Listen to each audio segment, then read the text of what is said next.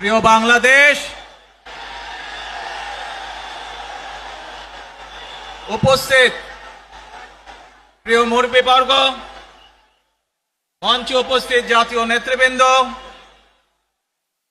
আমার সামনে উপস্থিত প্রিয় ভাই ও বোনেরা এবং মিডিয়ার মাধ্যমে সমগ্র বাংলাদেশ থেকে যারা দেখছেন এই অনুষ্ঠান, প্রিয় ভাই বোনেরা, প্রিয় মা বোনেরা, আসসালামু আলাইকুম।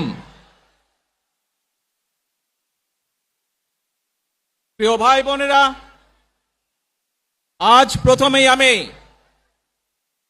রব্বুল আলামিনের দরবারে হাজারো লক্ষ কোটি শুকরিয়া জানাতে চাই। রব্বুল আলামিনের অশেষ রহমতে আজ আমি আমার প্রিয় মাতৃভূমিতে ফিরে আসতে পেরেছি আপনাদের দোয়ায়, আপনাদের মাঝে। প্রিয় ভাই বোনেরা, আমাদের এই প্রিয় মাতৃভূমি 1971 সালে লাখো শহীদের রক্তের বিনিময়ে অর্জিত হয়েছিল। ঠিক একইভাবে 75-এ আবার 7ই নভেম্বর আধিপত্যবাদীদের হাত থেকে রক্ষার জন্য সেদিন সিপাহী জনতার বিপ্লবের মাধ্যমে আধিপত্যবাদের হাত থেকে দেশকে রক্ষা করা হয়েছিল।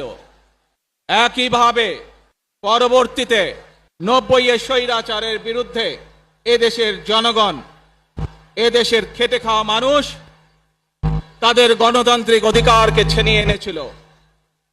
কিন্তু তারপরেও ষড়যন্ত্রকারীদের ষড়যন্ত্র থেমে থাকেনি।